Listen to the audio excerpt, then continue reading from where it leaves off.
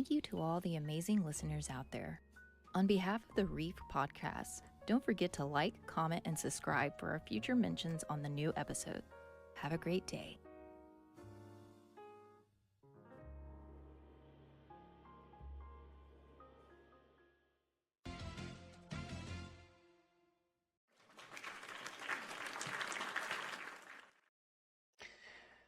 Good evening, ladies and gents. Good morning if you're on the other side of the world. My name is Luis IPA, joined by the good ZDP, good old Doyle. How you guys doing? Welcome in. What's up, everybody? How are we doing on this lovely morning for some of y'all, as Louis said, and night for some of y'all over here trying to get that nightcap. And I call this the late edition, bro. This is like a late edition. A late edition. So I had the opportunity to do some camping yesterday in my backyard with my son, so we had a little campfire and all that. So let me do a question today. What is an interesting spot that you ended up falling asleep? Is it in a conversation with somebody? Is it in church for some of y'all? Or like in school? Or just what is the most weirdest spot you have fallen asleep in? Let's go ahead. All right, I go first. I say that the weirdest spot I ever fell asleep was sideways on my bed with my head all the way up like that. Sideways in your bed. Like, are you laying vertically? Horizontally? Vertically.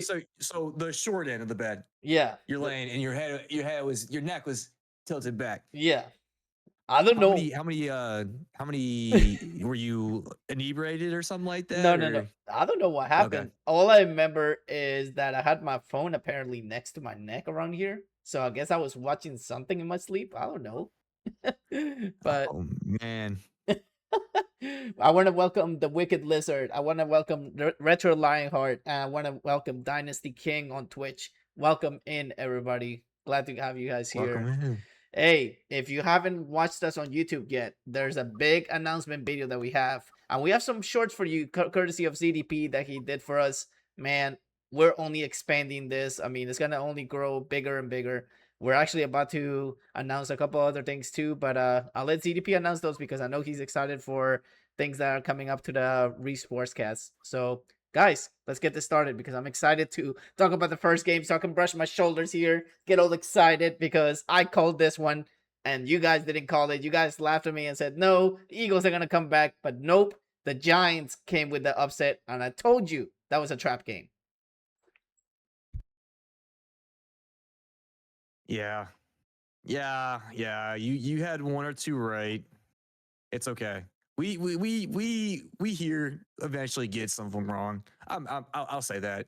I get a lot of them wrong. What am I joking? I get a lot wrong. But we have fun while doing it. That's all that matters. And I'm glad the Eagles lost. I'm glad they back-to-back weeks they lost. Now how do you feel about it, Doyle? I mean, I'm glad that he got that one right on us, but I think we also saw this past week Louis' super hot take of the Saints going 13-4 also got proven wrong. So everyone was equally wrong about this week. So everybody wins. Let's go. Do I have to take my glasses off already? Like, Jesus. My gosh, man. Come on. You really want me to take them off, huh? Dude. Yeah, you really want me to take them off already? Come on, man.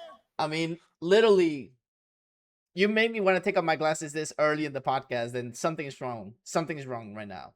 But, yeah, I mean, I was positive the Saints were going to come back a little bit, but you know what? That ship has sailed. Tank the season, my guys. That's all I say. Just tank the season already. Because, my goodness.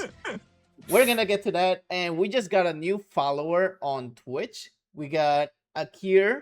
Thank you so much for the follow. Welcome aboard to the Reef SportsCast. Glad to have you here. All right. So you got your hand up. What you got? Oh no, I was saying hi. I was saying hi. Yeah. Thank you, teacher, for going through and calling on me. But no, I was just saying hi to whoever just went through and dropped us a follow. I truly appreciate that. And yeah, check us out on YouTube, Kick, and all that if you are up to see what we're all about. But yeah, Doyle, what is the weirdest spot you fell asleep at? Probably the weirdest spot for me is just like because of the Boy Scout camping. It's probably just falling asleep in random locations, like on trails, just when you're taking a power nap by accident. When you're taking a rest, you just put that backpack against the side of a tree and just go to bed. And can I say the weirdest time I've ever fallen asleep is in mid conversation with my wife? Not that she was bothering me or I was bored by it. I promise you, it wasn't because of that. And if you're watching, I love you. But it was because I was super duper tired. And I think at this time when I fell asleep, I was working nights and I was going to school. So my sleep regimen was off and all. And yeah, I don't do well sleeping as is. There's a few times where I have fought my pillow thinking it was a cat. Yeah, let's save that story another time. Yeah. I don't know why I fought my We're pillow talking- thinking it was a cat, but yes, We're talking football that's here. all I wanted to say. Yeah. Yeah. So, quick, Yeah. quick take on that game. Are we actually gonna call the Eagles out for their defense being horrible, like we talked about before, or are the Giants actually that good? So I think with it being back-to-back weeks, you're seeing some cracks in the armor of the Eagles. They're not the same team as they were from the Super Bowl run. They have lost a lot of key players. That secondary, as I said at the beginning of the season, is a weak spot of that team. Now, we did talk about last week that their offensive coordinator looks like he's lost. Doesn't know if he's coaching, doesn't know if he's where's Waldo, doesn't know if he's like, one of those posters on Walmart, as lost and maybe need to be found and stuff. But it does show that with Jackson Dart and with Scattaboo and the young talent there is a lot of promise, a lot of potential. And, the week they played against the Saints went through and took advantage of getting five turnovers from this duo here. I feel that they cleaned it up and they definitely showed out, took advantage of the Eagles. So it comes down to if the Eagles can rebound this week as they play the Vikings. And if they drop 3 in a row, then there's something wrong with the Eagles. But until then, we found a blueprint to potentially beat the Eagles as of right now. What you got, Doyle? I mean, I feel like this game wasn't really on the defense because they held their own. It's the offense consistently does what it always does. It doesn't want to show up for a whole game. It shows up just for the half. Like it was in the game for the first half. And then in the second game, in the second half, they really didn't do anything on that offense. I don't know what it is about them. It's like if they play a great first half, they go into the locker room and they say, all right, no, they forget how to play offense. If they have a bad offense in the second half, first half they come out like, oh, we know how to play offense now. And that just wears on the defense just because they're like 3 and out. They're constantly out there and it's wearing on them and it's getting them more snaps. And like we've all said, defense isn't that good. So they're just putting them out there more and more to where eventually an offense is just, they're going to get worn out and an offense will take advantage. Like we saw the Giants just run away with the game towards the end. I always say that when it comes to having offense playing, I agree with you, Doyle. The offense should stay at least, I would say, 5 minutes in the field, 5 to 7 minutes drive, get the offense going, let the defense play their thing. Don't just basically do like a 2-minute offense and then get the defense. That's what wears them out. it exposes the defense completely, and it makes the other team score a lot of points. On that point, I'm not pointing out in any games yet because we haven't gotten to any games, but I am going to point out to a couple of them. So, what's your final take on this game? Do you think, I mean, you said like the Eagles literally exposed, right? CDP, you said they basically. Yeah. There's a blueprint. I mean, one of the weakest spots on that team was the secondary, and they have this basically the same core except for a few offensive linemen that are no longer part of the team. You still have the duo receiving squad. You have the quarterback and one of the best running backs in the league. There's no excuses on that. No excuses. So I do have to break out news right now. I don't know if it's true or not, but I saw this morning that apparently CJ Gardner-Johnson got released. Yes, he did. That's crazy. Literally in the middle of the season. That's why I had to break the breaking news alert here, because I was like, oh my goodness, that's insane. I mean, people think like the NFL is like, all like contract and everything. No, you basically do poor performance. If you're an organization all about winning championships, your body's gonna get fired. They're gonna be like, dude, we're done with you. You did not produce, you're out. I wish that was with the Browns and Deshaun Watson. Oh my god. All right, moving on to the next one, guys. What we got on the recaps for last week? Yeah, so the post-game brawl, I don't know if y'all went through and watched that between the Lions and Chiefs. If you guys happen to see it, what is your take on that? I gotta say, if you're playing on the professional level of the NFL, you're excuse my language, you're a grown ass man already in the football league. And like you're basically not a kid anymore. You're not in high school. You're not in college. You're not basically like in those levels. Grow the f up and act like a man. You lost. Act with sportsmanship. Be like, hey, good game. You guys beat us. Don't go out there and try to beat up somebody and get suspended and then cost your team like something that matters like for the next game. I mean, they play the Buccaneers, for goodness sake. The Lions have the Buccaneers coming up, and they don't have one of their key players now. Like that's uncalled for, dude. I call it unprofessionalism, immaturity. You shouldn't do that. You shouldn't do that at all, because you're in the NFL level. Was he suspended for this game? Yes. I know there were. Yeah. Okay, I didn't know if it was finalized on that. Yep, he got suspended for one game, and what I don't know if it actually did the Chiefs player, did he get suspended or no? It was just Lions, right? Just the Lions, because I don't think they suspended Juju, even though he started it all. I don't think they've announced that he's been suspended yet, but they probably into that. I'll look into that. They probably will punish the Golden Boys team. Yeah, I know, right? Mm-mm. So, yeah, I mean, no, Juju was not suspended for the game. Now, I want to say this about that. Okay, it was uncalled for. It was unsportsmanlike. You lost the game. You're a grown man. Act like a grown man.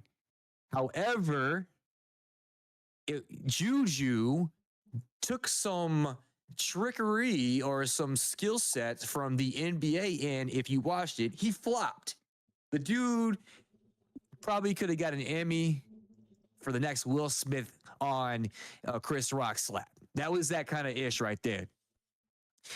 Juju should have held his reaction and not engaged upon that. He should have left it as it is. But he should have gotten suspended as well. On top of that, I don't agree with the fact he wasn't suspended. I don't care if you were defending your quarterback, you were talking all that mess, doing all that stuff. I get it's a game. Y'all talk mess. You can't Branch. You can't let somebody go underneath your skin. But at the same token, Juju should be punished as well. On top of that, their running back should be punished as well. Can't think of his name right now, but he threw a Branch down as well as they were going through and piling on. So anybody who was in the altercation with that should be fined, penalized, and all. So outside of that, did you guys happen to watch the game? What's your take on this game? I gotta say that the Lions had that game. Okay, they literally had all the numbers that you can think of on Kansas City. They basically made Kansas City look like a vulnerable, weak team that we were supposed to experience. But I'm guessing some Kansas City Chiefs stat faculty or maybe some players, maybe they do watch the Reef SportsCast somewhere out there and like, hey, look at these guys, they're making fun of us. You know what? Let's prove them wrong and like, actually show who we really are. I mean, it's getting to the point that I'm curious. Are they actually listening to this? Because we do use a couple of NFL hashtags here. So, hey, if they listen to this and they actually see like, wow, they're calling us trash. Okay, so you know what? Let's prove them wrong and show them what we're capable of. But in reality, the Lions should have kept going. You can't just score a few points and think you're gonna get ahead of Mahomes. You can't count him out. You have to score a lot. It's almost like when Brady was playing, you have to score a lot on Brady. Same thing with Manning. You have to score a lot on Manning to literally like, make sure you actually beat him. You can't just play 30 minutes of football. You have to play the whole 60 minutes. That's my take. What I took away from the game is you got to have a quarterback, like Louis was saying, go the whole game. Jared Goff, for some reason, Reimer where vanished during that game during critical moments, big plays, big downs, just would have a great game and then vanished. So they could have had it. It just came down to Jared Goff vanishing and not showing up the whole game like he's done recently in the past times we've seen him in the big games, like last year's playoff game when he had the 3 or 4 interceptions. So the Lions' issue might be just trying to figure out how to get Goff to play a whole game if they want to contend more. So the running back was Pacheco that I was thinking of. So a lot of people want to go through and blame the refs for this situation. It is kind of fishy when you go the whole game with zero, penalties. I mean, there was one that was called, but it was declined. So I mean, it's kind of fishy about that. I watched the game. There was a few missed calls, obvious missed calls, and yeah, I mean, to go past that, it's not just the penalties that was missed. I don't think that's the main thing. The main thing is, as y'all went through and knocked on the coffin over there, talking about the missed opportunities. The biggest thing that hurt the Lions were the missed tackles. A lot of plays that should have been stopped, they could not tackle worth the darn. So there's a lot of things that they will most likely take into this next game. And I hope the Bucs are ready for this roar that's coming their way. So, with that being said, through week 6, who do you feel, or where do you think the MVP race is at right now? For me, right now, it's currently Baker Mayfield's MVP to lose because he's doing a lot with a lot of his weapons out. If it wasn't always just a quarterback, Jonathan Taylor should get some votes from Indianapolis because he is leading the league in rushing. He is the number 1 seed, but they're going to it's going to turn into a quarterback. So Daniel Jones might maybe get some looks, depends. And then you got Mahomes slowly creeping up because the Chiefs are going to get healthy. He's on a lot of big game television games, so he'll get a lot of standalone time. And right now, that's pretty much the 3 people that are more into it. And then you got the Josh Allen, who's going to flutter back maybe if he turns his life around. So it's probably right now those 3 guys would be the top 3 MVP for me. I personally think it's going to be between Baker and I'm not saying Lamar anymore because, I mean, Lamar's out right now. He lost a lot of weeks. But I personally think it's going to be between Baker. I mean, I don't like the guy because, I mean, he's very, like, I don't like his attitude because he's a little cocky, but I don't like Mahomes' attitude. But, I mean, he is a good player. He is a good quarterback. But I'm just saying, he's probably going to be up there.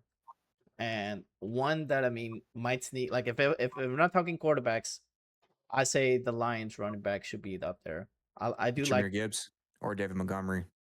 I mean, it could be both, man. I mean, they're both really good running backs. They have shown phenomenal job. I mean, Montgomery, I noticed shows that resiliency. I mean, he literally gets hit and he's still pushing forward, dude. For a little running Mhm. back like that, props to that guy, man. I mean, I hope a running back gets it, but most of the time I notice that MVPs are always most of the time they're hand to quarterbacks. So for me, Justin Fields, anyone? I mean, the dude threw for negative yards, passing yards last week. No takers. No. Okay, I'm being okay. Come on. I'm joking. So for me, Baker Mayfield is putting a wonderful campaign, and he's done a hell of a job with the challenges that have been put in his way. I feel like if he can do that against the Lions this next week, it's going to seal his MVP race because this dude he's down to his fourth and fifth string receivers. Bucky Irving's out. He's starting to get some offensive linemen back. I mean, Tristan Wirfs being back is definitely helping out. But if it wasn't for that, I mean, I could see JT being part of it, but McCaffrey doing everything he can for that team and with different quarterbacks and all. He's the Swiss Army knife. I feel like he is my favorite non-quarterback to be in this MVP race. So, uh, do you guys feel that the Falcons are a real deal or took advantage of a depleted team? I think the Falcons still have to prove their worth because for all the years that I've been seeing them in the NFC South, they do good at some games and then they just flop in some important games. I'm just saying, like, the fact that we haven't seen that yet. I mean, I'm not trying to bash on the team, don't get me wrong. Even though I'm actually a NFC South team favorite, I love my team. But I'm just saying, like, from all the years that I've been watching it, I know I said this before, but all the time the Falcons show that they have potential, but then they just flop towards the end of the season. I already know that Tampa Bay is gonna win the division, no questions asked. But I don't think they're the real deal yet. I mean, we'll see what happens. But I mean, I'm just saying, like, until they prove otherwise. I mean, they have to beat Buccaneers. They have to beat Buccaneers. If they beat the Buccaneers, I might give them a shot.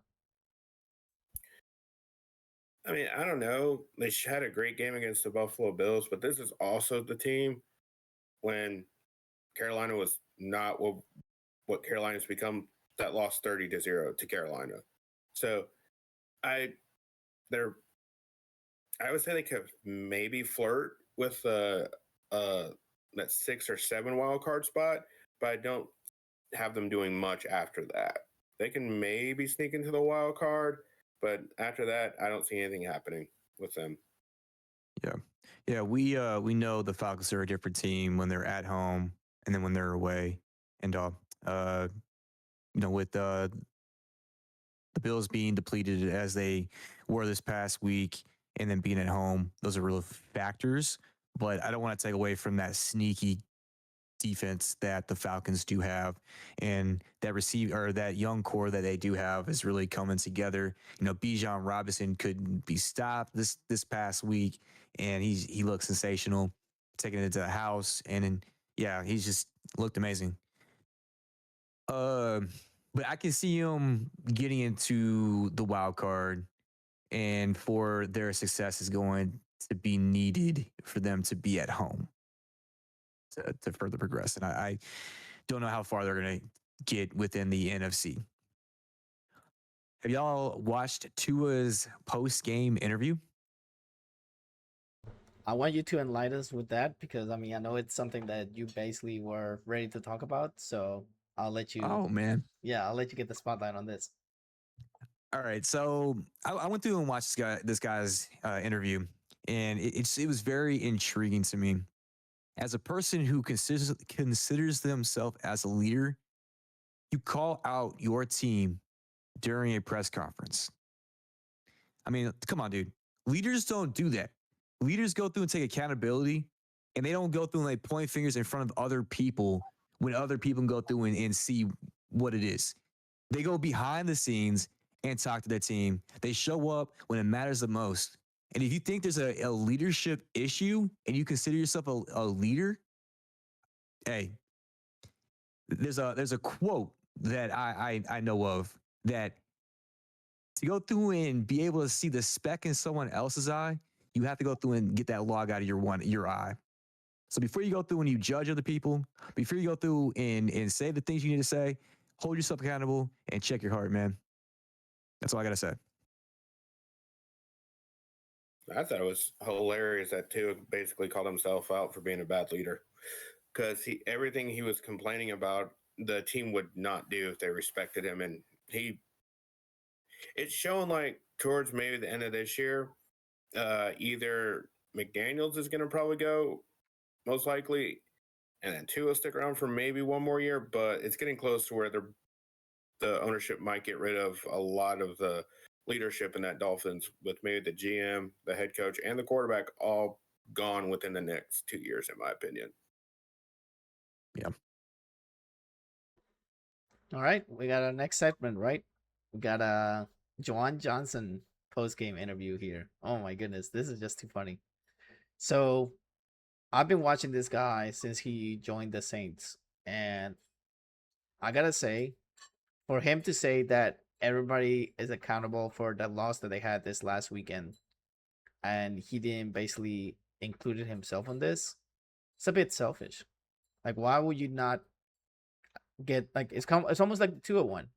Be accountable of the things that you actually did. You drop passes, my guy. Clear passes that were right in your hands. And you can't even hold on to the ball. I mean, I'm sorry, but I understand, like, at the momentum whenever, like, you get a ball thrown to you and you get hit. Literally secure the ball. I'm not just talking about Juwan Johnson. I'm talking about the whole Saints team this year. Radler's literally doing everything he can to pull this team together. And what did the team do in return for him? Drop balls everywhere. I'm sick and tired of him doing everything. I'm not trying to defend him. I'm not trying to kiss his butt or anything. But my goodness, if you're actually trying to go out there and do a conference and say, oh yeah, we still have to progress on this, we need to do better on this. Okay, you fix an error, but then you come back with another error. Fix your stuff, get yourself together, and just basically pull a win. You can't just basically keep making up the same excuses every single week. I'm just sick of it. I mean, they need to step up and actually take accountability. Yeah, I dropped the balls. It was my mistake. I should learn from that. Same thing with Olave. Olave literally, like, had a clear ball, so many clear balls that thrown to him, and he literally didn't do anything. So I'm like, my goodness. Grab some gloves with some butter, stick them on the football, stay there, stay in the hands, and do not drop it. I mean, it's like they literally don't want to even play this year. They're like, oh, we don't know what to play for now. It's like, dude, what else do you guys want? Like, what is it that you guys want? I'm gonna tell you what the people want from New Orleans. They want Mika Loomis out of here, and we're tired of him, dude. It's time for a change. Drew Brees' era is over. Get it over with. Move on. Like, you need to stop dwelling in the past. You need to stop focusing on the past, focus on the future, and live the present. Be like, you know what? Let's do our best right now to actually get a decent draft pick now, right now, because we're horrible. I mean, I wouldn't be surprised if they lose to the Jets. I'm telling you this right now, later this year, because they're that bad. And I'm just tired of it, man. I mean, that's just my rant. That's my hot take right now. I'm gonna say it right now. I'm sick of it. He's sick of it, man. He's sick of it. All right. Y'all want to get to injuries and updates? We can. Biggest injury, I think there were a lot of small injuries with the people seeing if they're going to come out. Puka left with an ankle injury, but we saw him come back. I know he's listed now as day-to-day, but him coming back in that game helped a lot. We had Anthony Richards breaking his orbital socket with a band before the game even started. So that was interesting.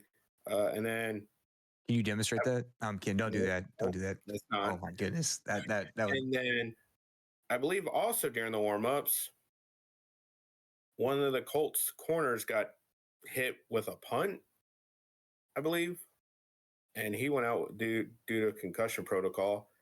But the biggest injury goes to the 49ers, who I think lead the league now in IR. They are going to sooner or later be able to almost have to staff their team with a hospital. The 49er Stadium should now build a hospital beside them because they can easily fill it every year. I do not know what's wrong with the strength and conditioning coach or the coaching staff, but next year we're going to be talking about the same thing with how many IR players the 49ers have. Yeah, I know, man. I know. But they're supposed to get George Kittle back this week and Brock Purdy, I believe.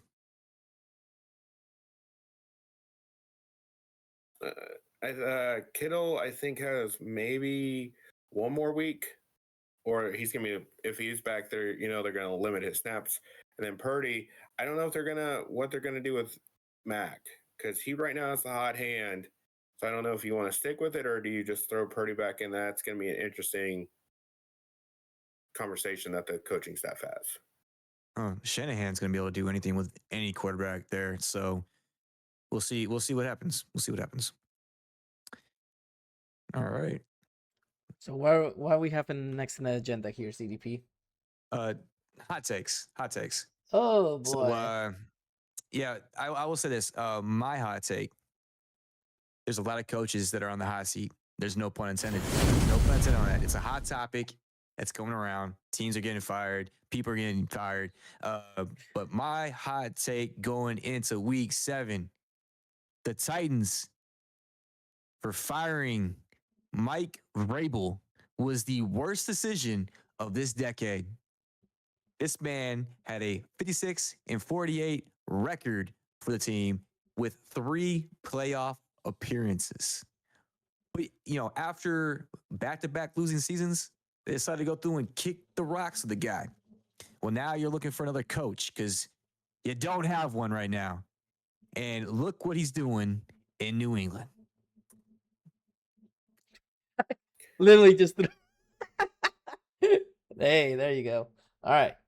So I already said my hot take, but I'm gonna say it again. Until the Saints get rid of Mickey Loomis, the GM, they're not gonna go anywhere. And I don't know if this is actually true or not, but are owners aware of what's happening on the field? Because sometimes I feel like they don't even care. Like they're like, oh dude, here's the money, go sign whatever you want. Here, take all this. Like basically they don't even I feel like they don't even care anymore. Like basically they're like, here's the contracts, here's all this, you handle all this, I'm gonna go sit on my VIP chair and just relax.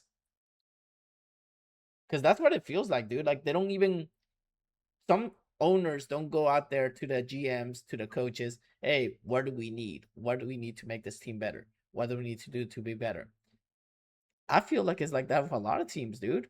I mean, like you said a little while ago, look with the Titans. They get rid of that guy, and the owner's probably not even aware. Like the owner's probably like, oh, I don't know what happened, huh? Who made that move? GM. I'm just saying. Well, like, actually, they had the part of it. oh, They were really? the biggest part of it. Yeah. I feel like some owners are involved. It's that weird thing that I think a lot of owners have seen. They've seen that hands-off owner win a lot of Super Bowls, Robert Kraft was with the Patriots, but then they also see the super heavily involved owner in the Dallas Cowboys, and they haven't won anything in the last 27 years or so. So I think it's up to the owner, and they just have to find that nice balance of how involved they want to be. Because most of the teams that lately have been winning, their owner is pretty much invisible to the people of hands off. So it's just an interesting thing of how do they want to be involved with and how much. Well, I think it goes to that point. I'm going to cut you off. It's just like the means of running a business. If you have the people in the right spot, then you don't have to go through and worry about what it is. You let people handle it because obviously they know what they're doing. But you're going to have more hands on as an owner because you want to make sure that your business is thriving until you get those people in the right spot, which then goes into the whole dynasty you're talking about with Robert Kraft because of the people he had there were pristine. they did what they needed to do to go through and provide what the franchise needed. And so you have some other ones like Jerry Jones, who's really big, regardless of the success he's had, who's really big in the Dallas Cowboys ownership. And, he picks basically everything that happens there. And then even goes through and hosts events. You go through and you look at, other GMs as well who are really big into it. I'm trying to think of, I can't think of the Browns or the owner right now, Jimmy Haslam. He's been really big into it lately because he's trying to go through and have some success with the team. Trying to see what's going on with the GM, trying to go through and see what's going on with the coach and all. Like, he was one of the biggest reasons to why Deshaun Watson came to Cleveland, because of the fact that he had success in Houston. And so sometimes, people go through and make those money calls because they feel like that's an investment. They want to go through and jump for it. And sometimes it doesn't pan out. So It's almost like it I backfires. digress. Sometimes it does. Sometimes it does. I also want to do a quick apology to everybody that was watching on YouTube. For some reason, there was some technical difficulties on YouTube, but don't you worry. Like, the VOD will be uploaded momentarily. Like, after a few hours, we'll be able to have it uploaded, and literally, like, you'll be able to watch it on YouTube as well. And I apologize in advance for what happened with that. I mean, we're still live on Twitch and Kick right now, which is amazing. And of course, like, we would love to be on YouTube as well, but for some reason, sometimes our streaming software decides to just take a dump and be like, hey, you know what? No, not today. But anyways, moving on to the next segment that we have we got the games coming up now, right? I believe. Yeah. Oh boy, here we go this week. What do we start with, CDP? Say the first name and it'll pop up on the screen. All right, let's go with the Rams versus the Giants. The Giants. What do you got in? The What do you got? I'm sorry, the Jaguars. I Ja- can't read. What? The Rams Wait, versus the Jaguars. Take 2. Rams against Jaguars, eh? Oh my goodness. So, which Jaguars are? I know you made fun of the Jaguars last week, and Token is not here right now. But if he was here, he will give you a hard time with the Jaguars. But They lost though. yeah, they lost. But I gotta give it to. I don't know, man. I mean, it's hard to tell because which Jaguars are gonna show up? Okay, which Jaguars are gonna show up? Are we gonna see the Jaguars that actually beat the Chiefs, or are we gonna see the Jaguars that we all know? But in reality, I think I'm gonna go with a trap game on this again. I'm gonna see if I get a 2-win streak on trap games on Thursday. Okay, so I'm gonna go Jaguars by 10. Joey, you want to go? This game's in London, not on Thursday. Yeah. So I don't know. Do the Jaguars keep their streak of oddly playing well in London? I know when years ago everyone joked about just the Jaguars should move to London, become their football team for the NFL, but I think I'm gonna go with the Rams in this game because of Sean McVay and that offense. I think they're going to be able to run the ball, and Stafford will have a better game than he did against the Ravens. So I like them being able to do that. It's just mainly going to come down to, can the Jaguars take the ball away from the Rams like they're known for? So it's just going to be who wins and loses the turnover battle. But if it comes down to that, I trust the Rams a little bit more. So I'm also going to have to go with the Rams as well with this one. Trevor is going to need to be turnover free this game. He will struggle against a team who was 4th in the league in sacking the quarterback. Last week, he took 7 sacks against the Seahawks. We know you did nail it or talked about it, Doyle, with the defense going through and creating turnovers. They are number 1 in interceptions. For them to go through and can have a chance to win this game, they're going to need to go through and win that turnover battle. On top of that, time of possession is going to be key here as well. However, I don't care if you're overseas or wherever you're at, I still don't like Jacksonville. I still am not a fan of Trevor Lawrence. I still feel like he's overrated. And I still got the Rams winning this in London on Sunday morning, early 8:05 a.m., whatever, sharp 7:05, whatever time zone you are. Catch it, check it. You're going to go through and see it. Trevor is going down. Golden Boy out. Let's go. Next one. The Eagles versus the Vikings. How do you feel about this one, guys? Which Eagles are we gonna see? Are we gonna see the Eagles that got exposed for 2 games, or are we gonna see the Super Bowl Eagles? I'll let Doyle start with this one. Well, it's going to be more interesting about which Minnesota team also shows up. So we've also seen the Minnesota Vikings have breakout offensive games and breakout defensive games separately. So this is going to come down to which either team shows up the most. But I have Minnesota winning this game because the Eagles' weakness is their secondary, and you're about to go against Justin Jefferson and Addison and Hawkinson, a decent receiving core with a tight end and a running back and that they can hand the ball off to. So I just like this where the Eagles are still struggling. They have no idea what they're doing on offense. And until they can figure that out, I think we're about to see the 2023 Eagles where they just start out hot and then they just start losing for no rhyme or reason. Gasp. You said that. No way. Okay, I'm gonna go with the Vikings as well on this one. I'm gonna say the Eagles have struggled the past 2 weeks, and we're starting to see a blueprint, the armor that starting to go through and chink off. With that being said, the Vikings team is the most complete team they've played in the past 3 weeks, offense and defense. But you did say, which Vikings are you going to go through and get?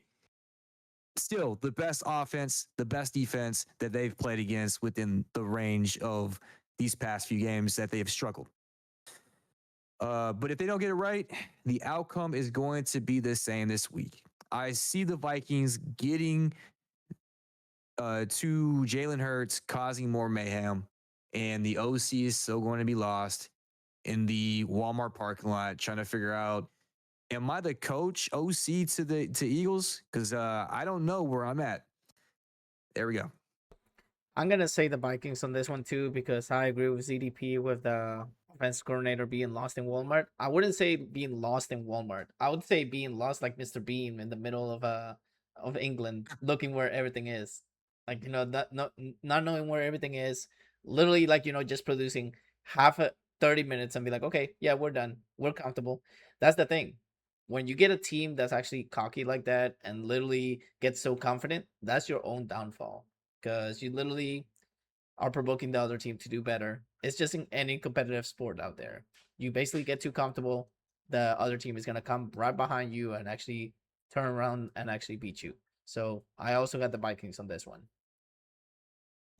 All right. Okay, the next one, the Giants versus the Broncos. Ooh, boy. Sean Payton versus the Giants. Sean Payton actually comes back to a team that actually had him as a OC, if I'm not mistaken.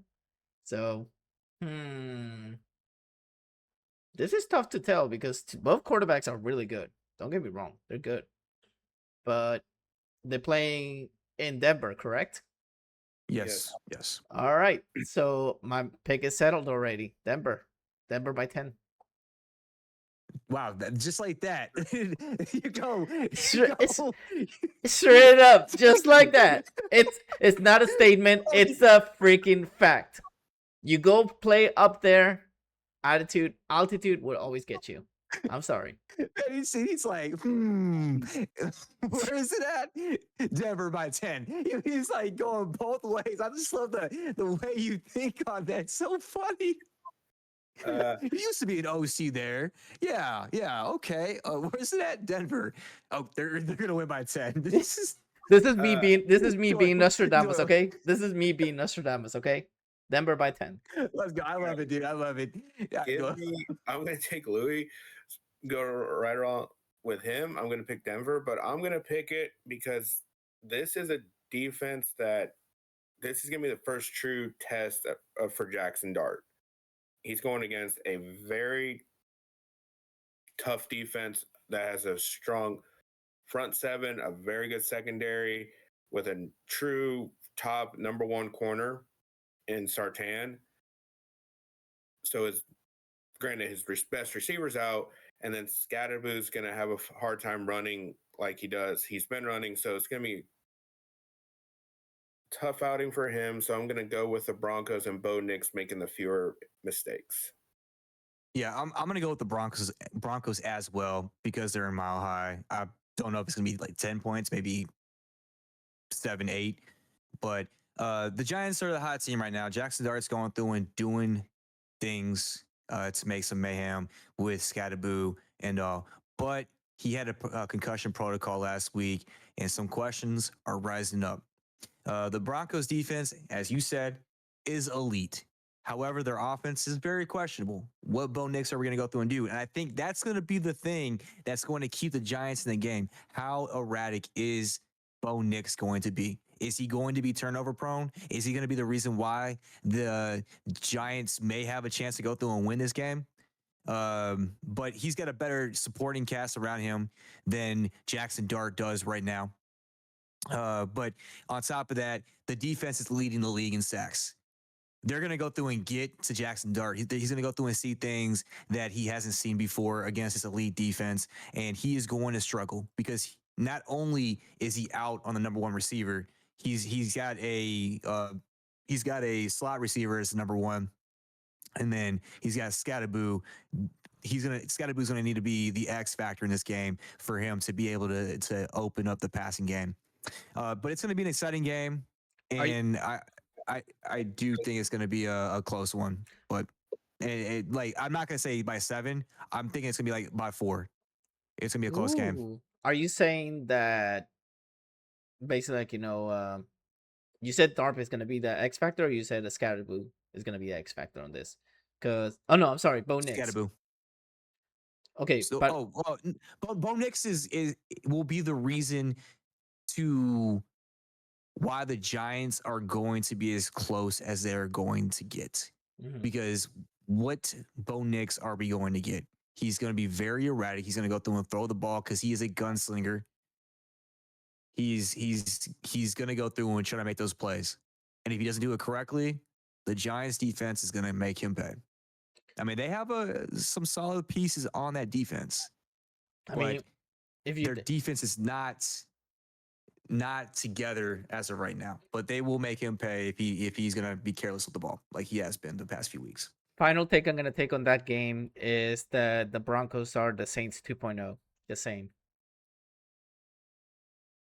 Is that why you're going with the Broncos? Anything that involves with the Saints? Well, Saints by 10, right? Saints 2.0 by 10. Let's get to the next one. All right, let's go to the next one. Versus Chargers. I hate to do this to my Chargers, but dude, Colts are playing phenomenal. Jones is still having the time of his life. I mean, he came close to losing last week, but I think, like, with the way he's playing, with his running back, his wide receiver, he's connecting really. He's building that chemistry. So I'm gonna give Colts this one. I say probably. I would say 3 or 7 points. I'm gonna take Indy also in this game. They are just there's too much injury right now for me to trust the Chargers on that offensive line. Because as you've seen in the past few games for the Chargers, if you can get pressure and get to Justin Herbert, which almost every team has since both their tackles have been out, they are not the same team. He gets hurried. Other key players are not stepping up and not making big plays for him, or they're turning the ball over. So I'm going to like the Colts in a very close game between two potential playoff meeting if both teams make it. I'm going to go with the Colts as well. These teams are pretty close with the matchup on paper. However, the past few weeks, you can see the Chargers are struggling with getting Justin Herbert getting sacked and then facing some injuries as you went through and addressed, Doyle. But I also see this as a playoff matchup caliber game.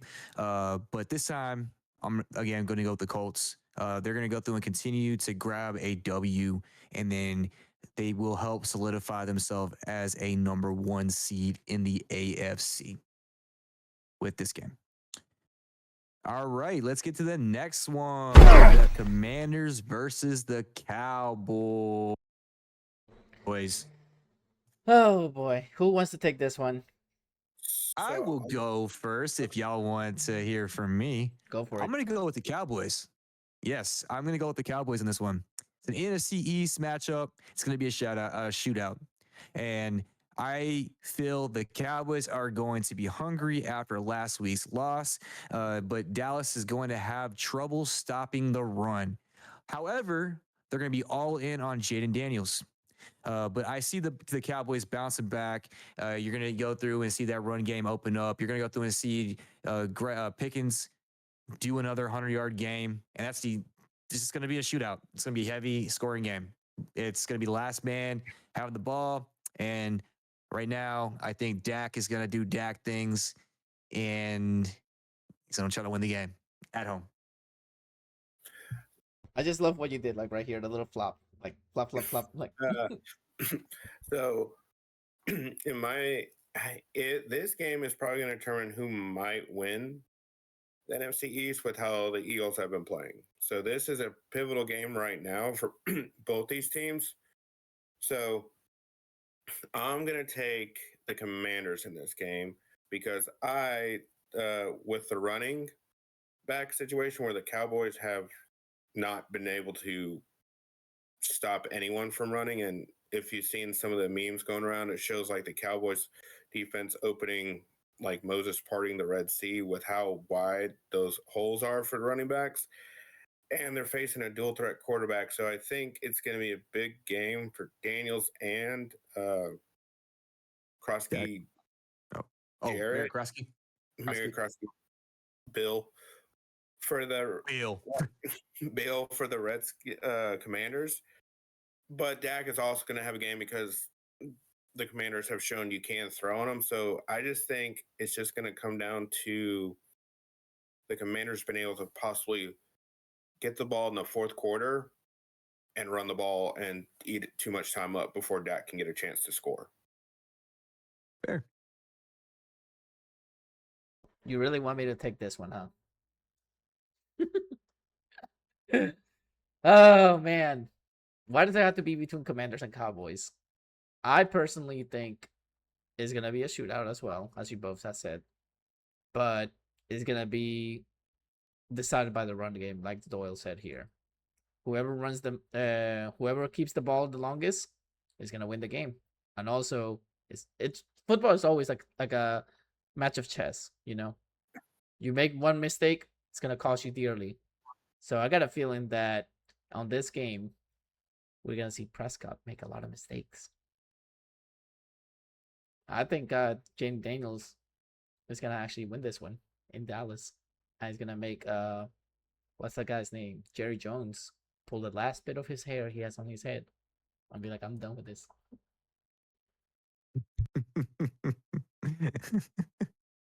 Oh, man.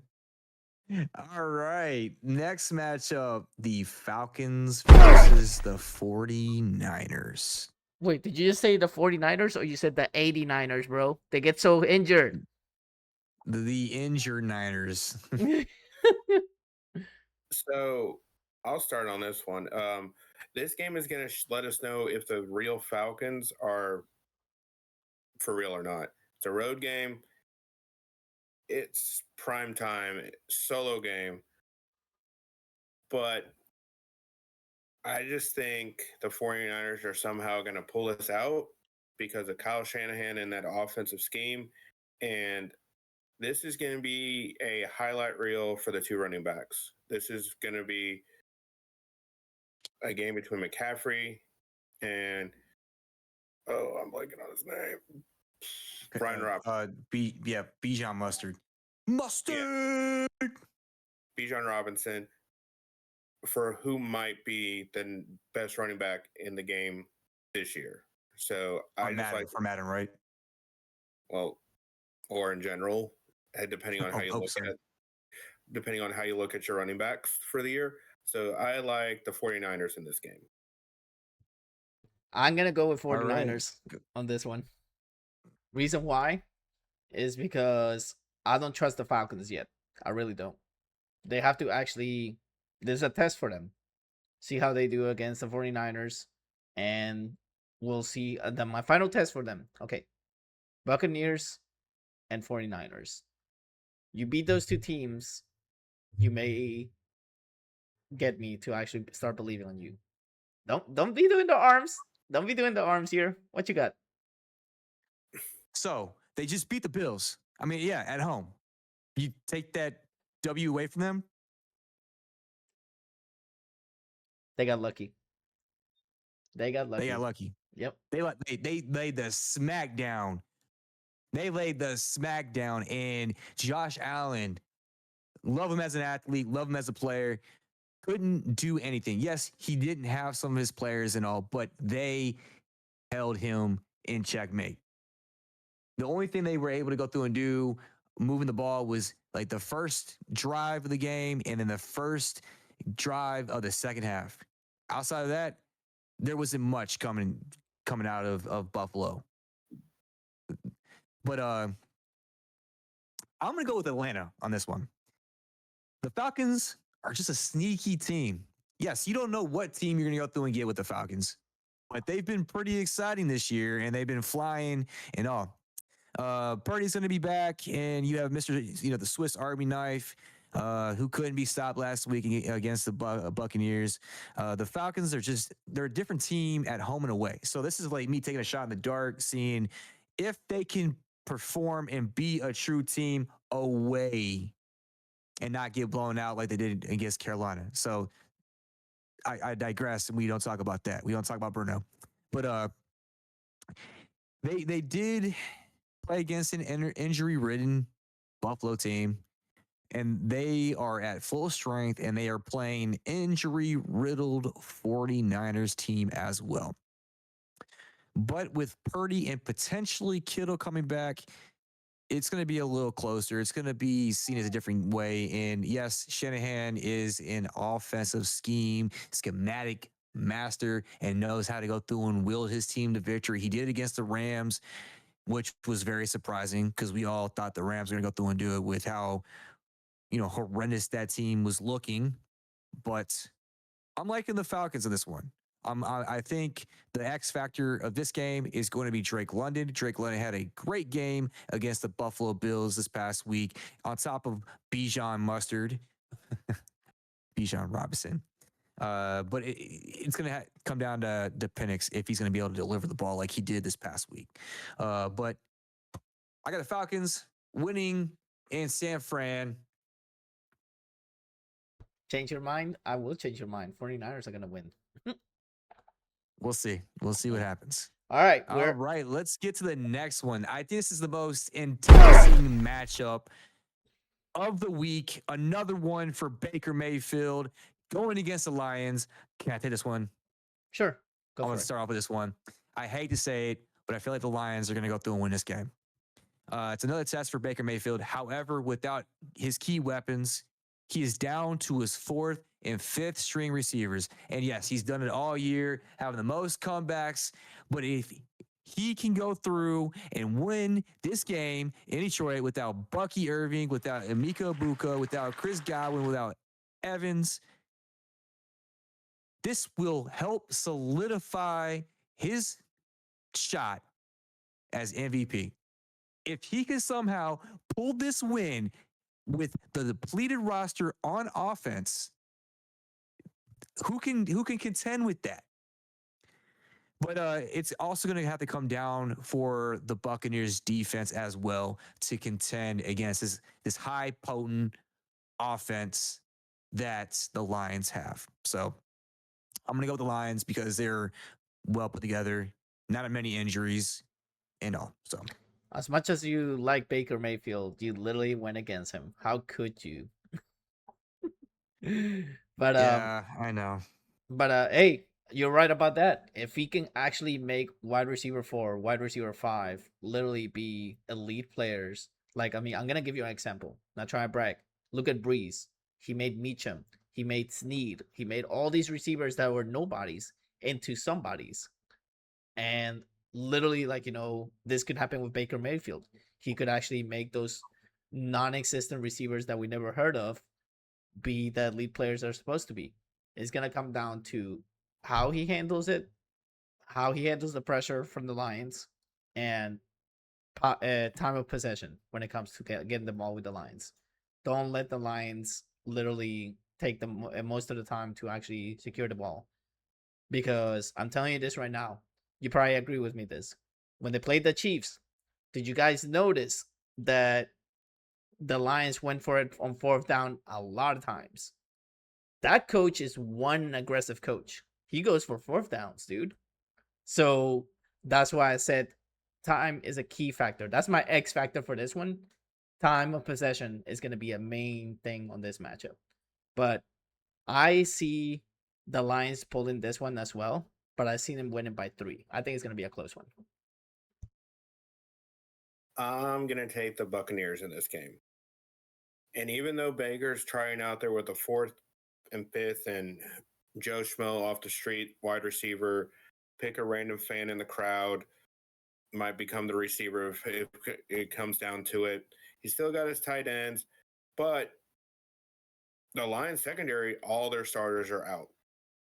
With the injuries that they still have and the suspension of their veteran corner, I believe that the Lions are almost starting a whole young secondary as well. So Baker might be able to take advantage of that with that. And I think the Buccaneers defense will be able to make just enough plays as they did whenever they played Seattle in that shootout. So give me the Buccaneers in this game, winning a close one like they did against Seattle. Okay. Oh, Okay. wow. All right. You guys ready for the lightning round? We love these. When Let's it's get like it. when it comes to like the games that matter, but I mean, we do this because I mean, I know you guys are fans for different teams out there, so we have like the big matchups, and then we have the rest of the matchups for you guys that actually support your local teams. So, without further ado, let's get ahead and get this started. We got the first matchup right here: Dolphins and Browns. Quick. Browns. Browns. Browns. Why not Browns? Go for it. All right. Next matchup. We got Arizona and Green Bay. I say Green Bay. Packers. Packers. Easily. All right. Next matchup. We got Bengals and Steelers. Oh, man. Oh, the icy hot bowl over here. I got the Steelers. You got the Steelers on this one? Steelers. I got the Bengals on this one. I might have to hear your take on that one. Saints and Bears. I got Bears. Bears. And right after they lose, he jumps off the train. Hey. I know, right? Hey. Leave me alone, okay? Leave me alone. Leave Louis alone. I'm serious. Louis alone. But yeah, okay. Patriots and Titans. Patriots. It's gonna be a close game though. Mike Vrabel revenge game. Patriots. Yeah. It's Mike Vrabel might go in there and have him blow him out. Yeah, I was gonna say, don't be surprised if it's a blowout. You're gonna see Mike Vrabel put that helmet on again, dude. He's gonna play linebacker like he did. It's gonna be like how the Detroit Lions walked into Chicago and they played the Bears with Ben Johnson. They're gonna be like, you know what? No, I don't want them to. No, I want them to regret everything they made the mistake about. So give me the Patriots, probably blowing them out big. All right, Raiders or Chiefs? Chiefs. Panthers and Jets. Oh, this is a good one, actually. Hey, this could potentially be my trap game number 2. I see the Jets actually getting the first win of the season on this game. If it's not against Carolina, it's going to be against the New Orleans Saints. I'm going to go with the Panthers. Panthers. We're on the verge of almost seeing an 0-17 team. This is the second time they 0-17, right? No, they went. No, I don't know if we've had an ever 0-17 team.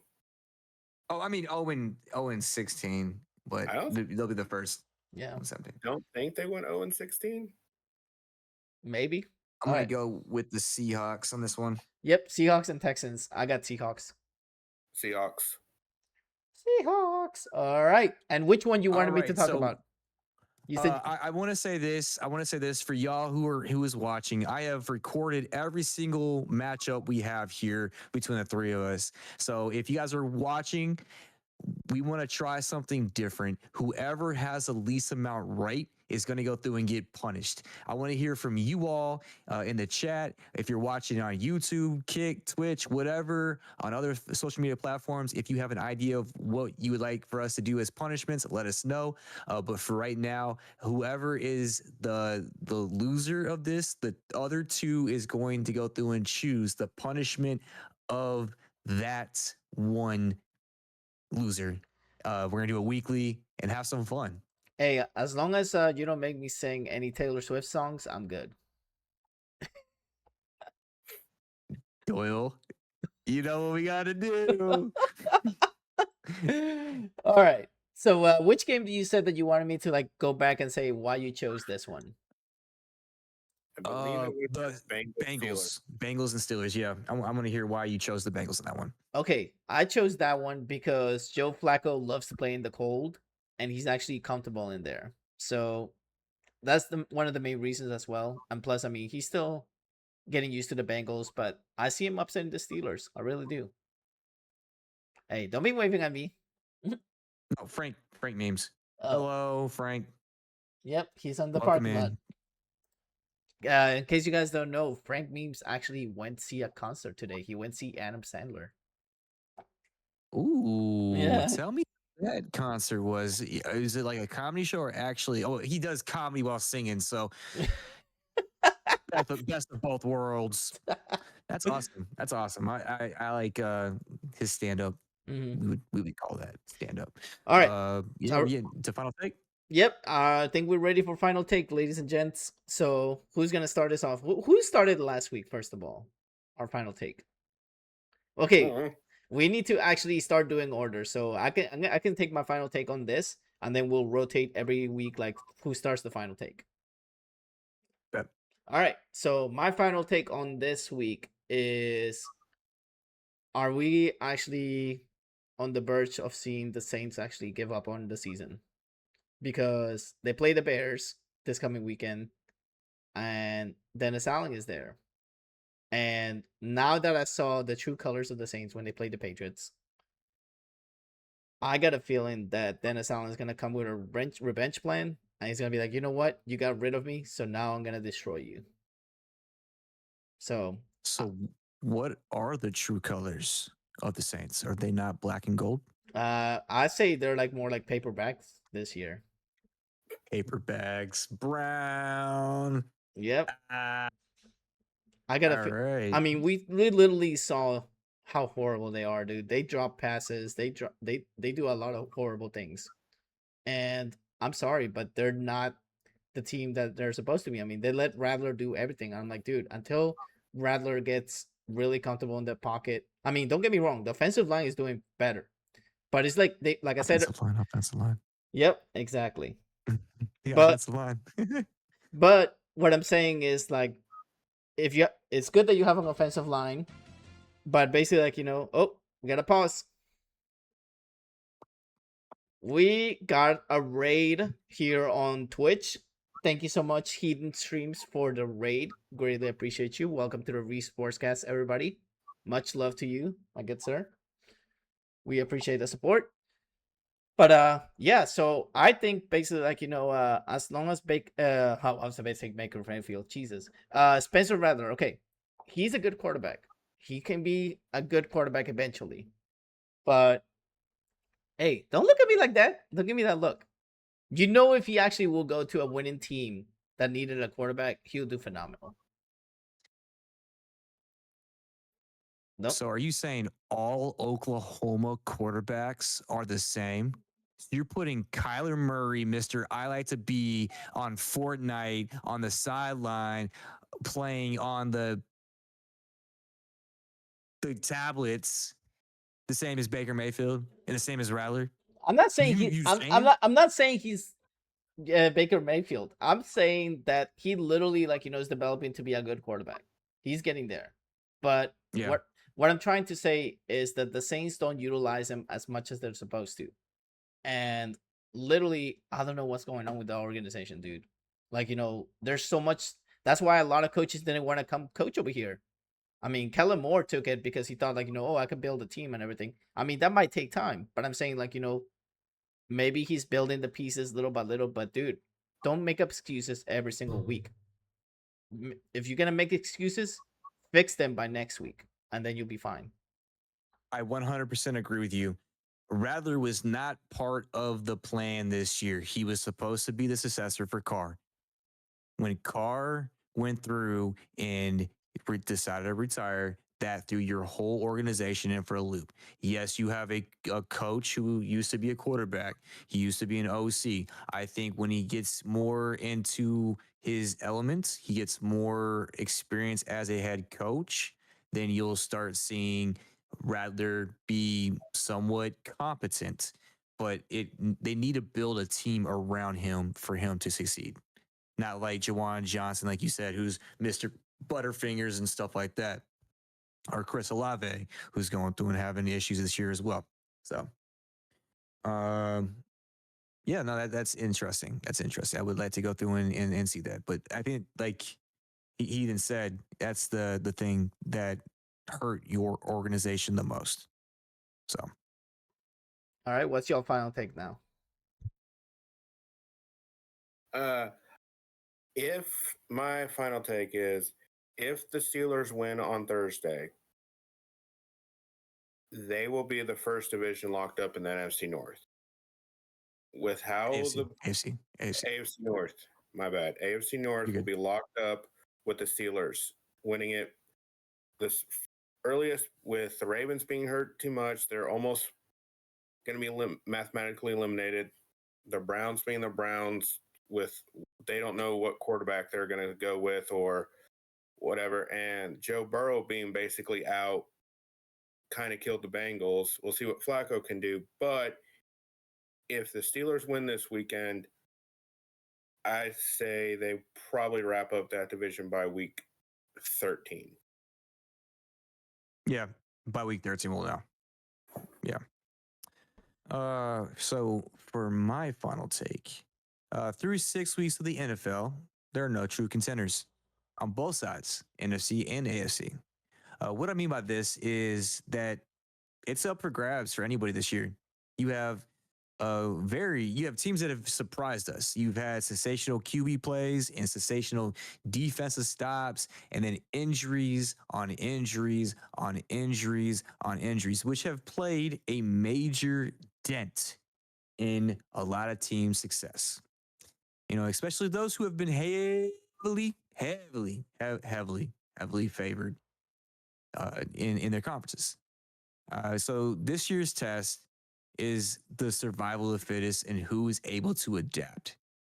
And we are seeing some teams able to manage that next man up mentality and some teams not able to go through that. So, Baltimore being one of those. They have a lot of talent up top, but they have no depth. You have teams that, like the Buccaneers, who have a lot of injuries on the offensive side and some on the defensive side, still able to manage some games to come back. You have the 49ers, having as many injuries, but still having that next man up mentality. And it comes down to the coaching, essentially comes down to the coaching on that. And so you have a lot of coaches that are on the hot seat because they weren't able to go through and manage, with what they have, but you're in that position for a reason. And you just got to make do with what you got. So that's my final take. There's no true contender as of right now. We have a lot of teams who are there that are surprises. NFC, the favorites right now, Tampa Bay Buccaneers. And then you have the Lions. The Lions were expected, but the Bucks weren't. AFC, you have, the Falcons up there. Oh, that's NFC. I'm sorry. Wow, that's NFC. Okay, jump back. Falcons over there. AFC, you have, uh, the Chargers were expected to be up there. You have the Patriots. Patriots were not expected to be with the record they have right now. Like I do see Mike Vrabel helping out that team. And I did call at the beginning of the year that he was going to go through and lead that team to success. I did not see them as potential. All right, I think they're tied first in the AFC East right now. I believe they are. They're the division leader because they hold the tiebreaker with the Bills. Okay. Well, they're leading that division right now. So everybody thought that it would have been, Kansas City. Their injury 3-3 right now, dealing with suspensions and having their own issues. Then you have the Ravens, as I said earlier, 1-5 injuries. Top up heavy, nothing at the bottom. And then the Jets. The Jets were looked at as one of the favorites this year as well to help win out the East. And Dolphins were expected to go and do well. But it's wild to see that anything can happen this year. And I think this is the first time in many years that we don't know who, through 6 weeks, can make it to the Super Bowl. So I do have to clarify that this year and the last couple of years, you probably agree with me with this. There's been a lot of injuries in the NFL, like a lot. They've been happening quite a bit. And one thing that, besides injuries, one thing that I'm really happy about is seeing teams that we didn't expect them to do so good now. I love that. When you have a variety of teams that have not gone have good winning records and stuff, when you see teams like that, that makes me smile because I'm tired of seeing the same teams make the playoffs every single year. I want different. I want something new. Like for the Super Bowl, I would love to see two teams that have never gone to the Super Bowl. That would be a perfect Super Bowl to watch. So that's why when we see like KC go to the Super Bowl against somebody that's already been there as well, I'm like, okay, here we go, Patrick Mahomes show again, or here we go, another show of like the same quarterback or whatever. I'm just trying to say, I love how this year there's so much competition throughout 6 weeks. It's insane, man. It's amazing. I love this. And I hope it keeps up like this because it makes actually the NFL fun to watch and actually be like, oh, what's going to happen next? And that's why I'm happy that we're doing this podcast because we're literally changing like our outcomes come out different every week. So it's always something new to talk about. For the most part, unless you're a New Orleans Saints fan or a Browns fan, usually it's against the Browns. And then for Louis, it's the Saints are going to win it because they're going to go through and be 13-4 at the end of the season. Oh my God, you have to throw it out there. Don't make me get you a paper bag and then let it that's gonna be my punishment. I know that. I got my paper bag ready, man. I'm ready. Okay, but I'm a Browns fan. What do you expect? So, as closing statement, I'm gonna let you ZDP let everybody know what's gonna be happening soon in the Reef SportsCast as soon as we hit some goals. So I'll let you take the mic for this. Yeah. So I want to say again, thank you everybody for going through and help support us. I want to say thank you, Doyle, for being here, and also Louis for being the host of the event. This has been a fun time. And if you guys want to go through and follow us and help support us through all other social media platforms, go through and check us out on YouTube, follow us on Twitch, follow us on Kick, and we have Instagram, and we are also on Twitter. But yeah, so with that being said, we do have a few goals in line. When we hit 500 subscribers, I think it's 300 347 followers 300 followers on Twitch, correct?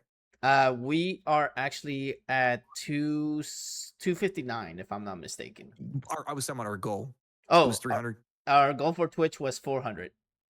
400. Okay, sorry. So our goal for Twitch is 400, and then for Kick is 100. When we get to all these goals, we do plan on doing a giveaway for you all, for your favorite team, as a merch, or even for our other podcast, the Reef podcast. If you guys are interested, please go through and check us out on all social media platforms and help us get to this goal. We are getting there, and without your guys' help, can't get there. And I truly appreciate y'all's time. Catch y'all on the flap. See y'all then. ZDP and the squad. Reef SportsCast. We are out.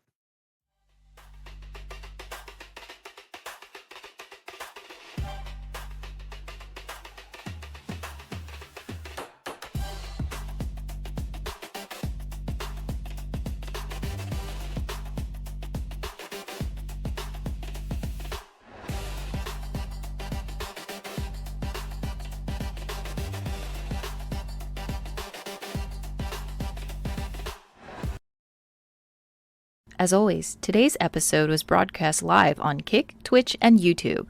If you couldn't make it to the live segment, feel free to watch it on Spotify, Amazon Music, Apple Podcasts, and iHeart Radio. Links on the description below. See you next time.